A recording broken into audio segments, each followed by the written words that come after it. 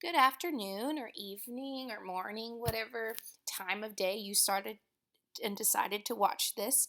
But this is our GCRA Greater Cabarrus Reading Association Young Authors Project.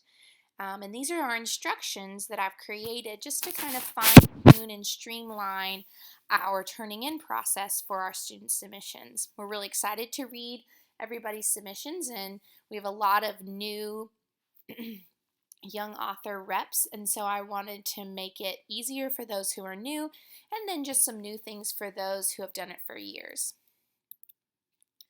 For those who have never met me, my name is Cindy Lawrence, and this is my second year as the Young Authors Chair for Greater Cabarrus Reading Association. This is my picture in case you've never met me before. I also included my picture on there because I will be the one on Tuesday, October 25th, there at the wine room to accept your submissions. So I wanted you to be able to put a face with a name. Now, let's get into what we need to know about submitting. Here's what you need to bring to the wine room. You need to bring 2 copies of each of your submissions. The first copy should have the title and the piece, but no other identifying information on it. So why do we do that? Well, we do that because on November 7th, which is our judging day, we want our judges to be able to be impartial, so we don't put any identifying information on one of the copies. The second copy should have the information shown to the right at the bottom and should have an entry form taped to the back. This is the submission that I send directly to state if they win at the local level. So you can see to the right, author's first and last name, their grade level, the submitting teacher's first and last name, and then the full school name. This, like I said, is then sent to the state with the entry form on the back. Now, this paper right here has to be filled out completely. The entry form has to be filled out completely because the state will not accept it. So I want it to be easier for you all, so just make sure you have everything. And one of the things that's often forgotten are signatures at the bottom, both the parent signature and the student signature. Even if the student is in kindergarten, they still have to sign that they authorize their writing to be printed. So I've included some pictures for our visual learners. I'm very much a visual learner, so that always helps me. So this first picture we have on the left is at the top, we have our picture of last year's Young Authors entry form. And just a reminder that every part needs to be completed. Then that form gets taped to the next one, which is the submission. It gets taped to the submission. So the entry form gets taped to the submission with identifying information on it. Then up on our upper right hand corner, we have some examples of some anonymous copies. You can see that there are writing pieces there, but there's no identifying information other than these children are all in 4th grade. And that was just easier for me, so I could put all of the 4th grade submissions together as they got judged. And then the last picture is just an example of how someone chose to tape it together. So you can see that they have the entry form taped directly to the submission with identifying information, name, grade, etc. When you come, you can also bring or you can send an electronic copy with me, or to me, excuse me.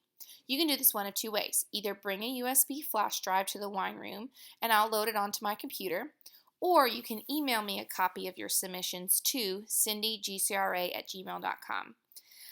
Make sure somewhere in that email I know what school you are associated with. That way I can organize them properly. I don't want to mix up any schools. Finally, this is something new that we're doing this year. We're giving an incentive for anyone who sends a judge, any school that sends a judge to judging on November 7th gets an extra 2 entries. So you can go ahead and turn those 2 entries in on October 25th. But let's say that something happens and your judge is unable to make it. We need to know which 2 entries you want to count as your extras. So as you're preparing your documents and you're preparing your submissions, just put a note on the 2 entries that you're counting as your extra entries And that way, if your judge doesn't show up for a variety of reasons, we know that life happens, we can just take those two and put them in a separate pile and know that those are not to be judged. That would just make our lives easier, and that way we can be as impartial as possible. On November 7th, this is the rubric that we'll be using for judging. So I thought it would be helpful for you to know across the grade spans and across even up to our adults what we are expecting and what we will be looking at on November 7th. Might help you judge some of your own pieces. So in summary, I need 2 copies of each entry, 1 anonymous copy and 1 with identifying information. The entry forms are taped to the back of each entry that has identifying information on it, and that entry form, every single blank must be filled out. And a special hint, signatures are often forgotten, so make sure you fill those out too. Mark your extra copies somehow, either a sticky note, paper clip them together with a little note. These are your extra ones. The extra ones, again, are the 2 that you're sending extra because you're sending a judge on November 7th.